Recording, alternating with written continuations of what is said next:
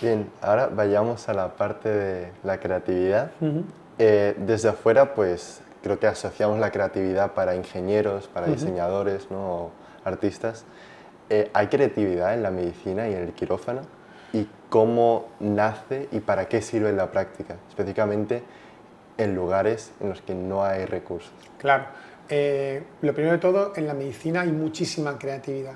Cada médico ha estudiado en la facultad, en los libros, una teoría, y esa teoría, con su experiencia, la va adaptando y convirtiendo en una práctica. Es decir, nada te enseña más que el ver la evolución de los pacientes que tú operas para tú mismo ir modelando cómo tienes que hacer las cosas o cómo tienes que mejorar la forma de hacer algunas cosas en base a los problemas que el paciente tiene después de la cirugía, ¿vale? Y eso te hace que tú desarrolles tu propia autoexperiencia y tu forma de hacer las cosas en el quirófano, viendo que puedes mejorar las cosas que haces. Todo el mundo en cualquier profesión aprende de su experiencia, y la medicina tiene mucho de creatividad.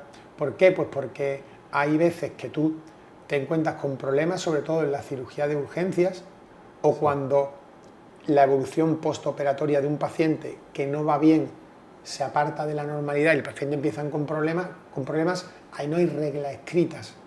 Ahí hay mucho de improvisar, no de inventar, pero sí de tomar decisiones, no solo de qué hay que hacer para que el paciente mejore, sino cómo hay que hacerlo y cuándo hay que hacerlo, que es muy importante. Entonces, para mí además eso es lo que marca la diferencia muchas veces entre los cirujanos, cómo actúan y cómo se desenvuelven cuando el paciente no va lo bien que tendría que ir, ¿vale? Entonces, y cómo puedes hacer también para, cuando hay que operar un paciente, operarlo en el momento justo para que tenga el máximo beneficio. Por tanto, de creatividad tiene bastante.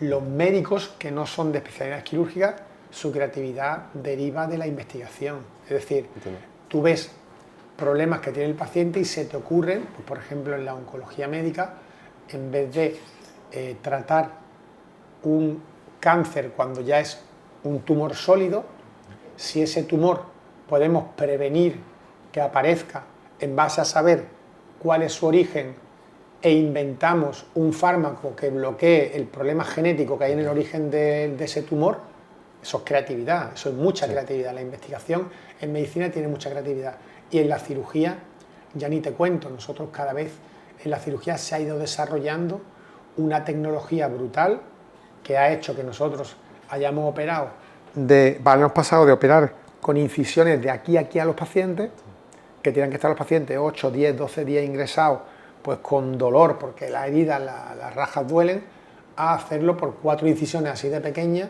Imagínate tú si eso no es creatividad. Que antes en nosotros casi todas las suturas que se hacían dentro del cuerpo eran con puntos, que dábamos nosotros a mano, con arte. Hoy en día se sigue haciendo también, pero en sitios donde técnicamente cuesta trabajo dar el punto, se han desarrollado máquinas, dispositivos de autosutura que hacen que sea una máquina la que haga la sutura y nos ayude. Eso es creatividad pura y dura. Por eso te digo que en la medicina y en la cirugía hay mucho de creatividad y mucho de investigación, tanto investigación translacional, que se llama, que es la que se hace en el laboratorio, la que te he explicado primero, como la investigación clínica, médica, que es la que se hace para mejorar cosas reales sobre pacientes con ya problemas establecidos, ¿no? Entonces la creatividad es un punto fundamental en la cirugía. Increíble. No conocía esta parte de la cirugía y de la medicina. Luego me habías preguntado también, aparte de la creatividad, algo más que se me ha ido, que era la otra parte. ¿No? ¿Para qué sirve la práctica de cirujano, especialmente cuando los recursos no existen? Uy, fundamental. Y ahí es donde nos vamos con todo esto que te cuento, cuando te desplazas de las fronteras de nuestro primer mundo, por llamarlo de una manera, a los países en vías de desarrollo. Todo esto no existe. Allí no existe investigación translacional, con lo cual no hay bloqueo genético de células tumorales incipientes. Allí lo que hay son tumores, por ejemplo, y no hay ni dispositivos de autosutura, ni posibilidad de hacer laparoscopia o cirugía mínimamente invasiva, como te he comentado. Es más, te encuentras con problemas que tienen el mismo nombre que en nuestro primer mundo, pero son totalmente diferentes. Por ejemplo, ¿qué es un bocio? Un aumento de tamaño de la glándula tiroides, pues que en nuestro medio, cuando un paciente tiene un bultito pequeño que se le ve, se hace una ecografía, se diagnostica y se opera. Allí en África no existe esa posibilidad de diagnóstico precoz, es más, los bocios son gigantes porque el agua que baja de las montañas ha perdido el yodo y ha perdido el selenio, que son elementos fundamentales para que el tiroides funcione. Y te aparecen los pacientes con unos bocios así de grandes. Eso no lo hemos tratado nunca en nuestro medio.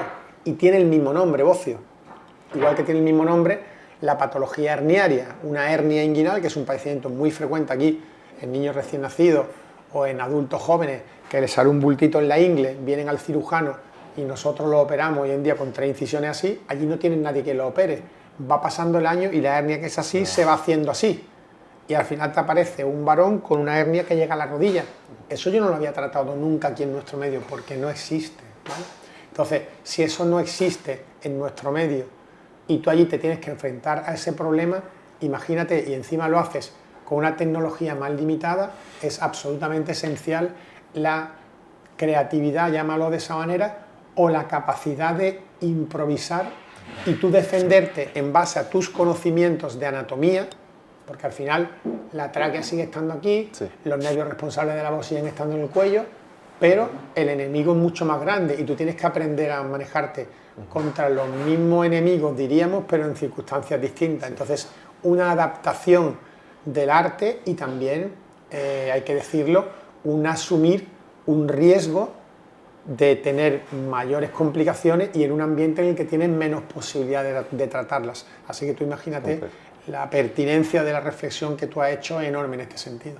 Sí, no, y me lo imagino cuando me lo presenta así, de que en los libros o aquí, que lo ve como un pequeño bulto y luego llega allí y a lo mejor no sabe si es lo mismo o no, tiene el mismo nombre, pero no lo ha visto antes y el tener que adaptarse a... Y no solo... Y el paso final ya es, una vez que tú lo has hecho y has operado pues cientos de pacientes de este tipo, pues tú desarrollas tus tips and tricks de cómo afrontar esto, sí, y es eso, compartirlo con la comunidad científica, compartirlo con otros cirujanos que tienen esa inquietud y que cuando vayan a hacer eso, pues a lo mejor ya van a tener el valor añadido de contar con tu experiencia y de cómo tú le cuentas que has hecho las cosas para poder hacerlo mejor, ¿no? Que es la otra parte de la medicina muy importante para mí también, que es el compartir el conocimiento. Educar y compartir, muy bien, sí. Ahora, como tiene esta experiencia y veo que pues ya innova con los conocimientos, si le pudiera lanzar un reto a ingenieros, a desarrolladores, ¿qué innovación, qué tecnología, qué dispositivo se necesitaría en África o a usted le gustaría crear? A lo mejor una tecnología que tenemos aquí en Málaga, en Europa, que se pueda adaptar para allá. ¿Qué ve necesario para África?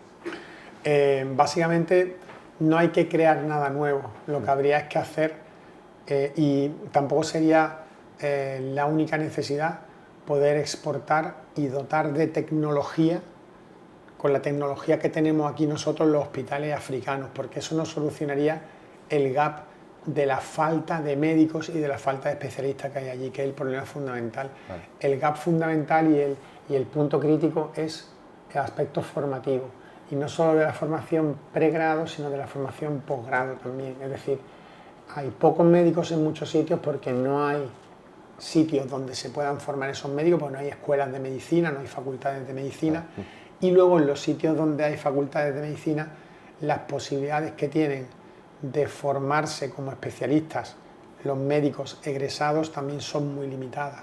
¿Por qué? Pues porque no hay programas MIR como los que tenemos nosotros en España para la formación de especialistas, y en los sitios donde lo hay, pues la capacidad de formación que tienen es realmente buena, porque ellos están acostumbrados a trabajar y a operar sin la tecnología que tenemos nosotros, y en base a eso se defienden con sus pacientes, con lo cual allí no es que el jefe haga las cosas de una manera y el resto no lo puedan hacer, todos suelen tener las mismas herramientas. Pero si me dices que tengo que elegir entre innovación tecnológica y desarrollo tecnológico exportable a los países en vía de desarrollo, yo elegiría primero exportar o intentar la educación como médico y como especialista que se pudiera hacer, porque como paso previo, si tienes más médicos y tienes más especialistas, la población va a poder tener un acceso mejor a la salud. Por ejemplo, si hubiera más cirujanos en los países africanos, para un cirujano poder operar una hernia es un valor básico o fundamental de su formación. Habría muchos cirujanos operando muchas hernias y no tendríamos estas hernias tan grandes que nos encontramos nosotros cuando vamos allí. El problema es que cuando tú estudias la ratio de médicos y cirujanos por cada 100.000 habitantes que hay en los países en vía de desarrollo, te asustas porque los valores están entre 50 y 100 veces por debajo de lo que nosotros tenemos en nuestro medio y obviamente por debajo de los estándares que la Organización Mundial de la Salud considera adecuadas para que una población pueda ser atendida. Entonces, más que innovación técnica... Formación. Bien, y a lo mejor, o sea, ¿cómo vería? Sería, bueno, creo que tiene un proyecto, ¿no?, en Mozambique para apoyar a esta educación. ¿Hay algo más? ¿Cómo lo ves? ¿Que nosotros o cirujanos de Europa vayan allí a educar o darles más material de práctica? ¿Cómo les damos ese conocimiento? Mira, Pablo, todo esto entra dentro de un concepto muy complejo, que es el concepto de salud global y cirugía global, ¿vale? ¿Qué es la salud global? La salud global es el intento utópico de asumir que toda la población del mundo va a tener acceso a una salud de calidad, de forma universal, básica, en un momento determinado. En este sentido, en 1978, te hablo de hace 47 años, se celebró en la capital de Kazajstán, en Alma-Ata, una conferencia de consenso en la cual se estableció el concepto de salud para todos en el año 2000. Eso lo estudié yo cuando era estudiante de medicina. Y se propuso de forma teórica que en 22 años a partir de ese punto toda la población mundial se iba a trabajar para que en esos 22 años toda la población mundial tuviera un acceso universal a una salud básica de calidad. No se cumplió, ¿vale? Y ahora vivimos en el concepto de cirugía global para el año 2030. Sabemos que no se va a cumplir. De hecho, yo dejaré de estar en este mundo y no habrá cambiado nada. Eso yo ya lo he asumido y me he ido dando cuenta con el paso de los años. ¿Por qué? Pues porque hoy en día, si tú consideras todas las intervenciones quirúrgicas que se realizan en el mundo, ¿vale? Solamente el 10% se realizan en los países en vía de desarrollo, ¿vale? Solamente, con lo cual, estos países que necesitarían que se desarrollaran ellos el 45 o el 50% de las cirugías por volumen y por número, sí, no están teniendo ese acceso, ¿vale?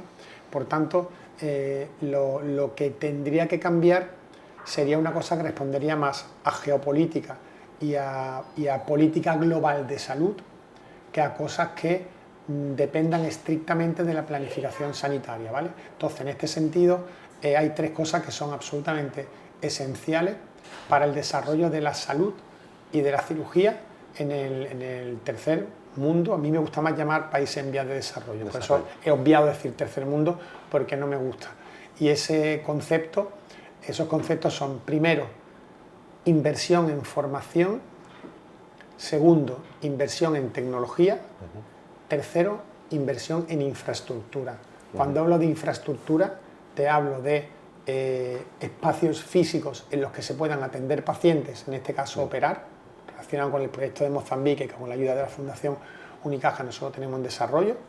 En segundo lugar, inversión, como te he dicho, en tecnología, es decir, obviamente si en un espacio físico donde se pueden operar pacientes no existen un respirador, una máquina de respirador para que se puedan dormir pacientes, sí, no se puede hacer anestesia general y no se puede operar a un niño de una hernia, ¿vale?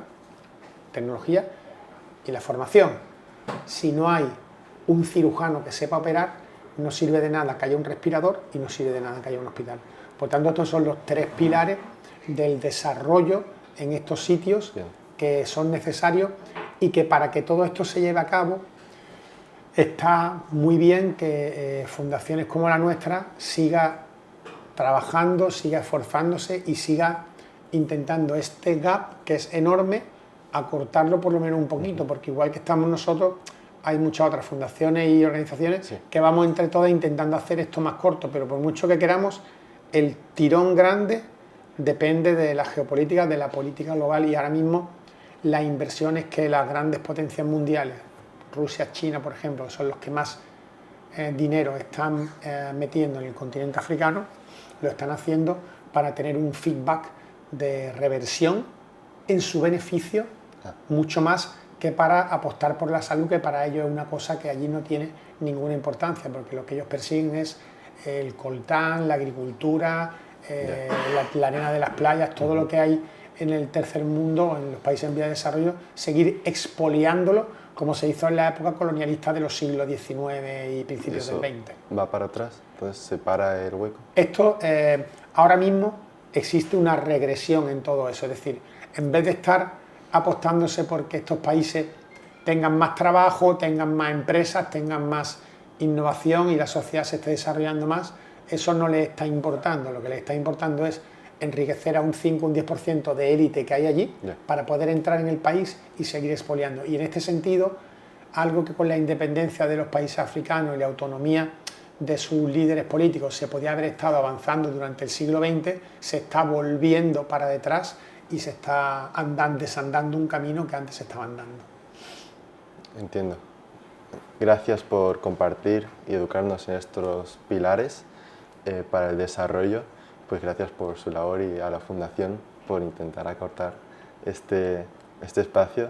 Yo también, como sabe, como sueño, pues tengo también contribuir a este espacio y pues acortarlo para ayudar a más personas.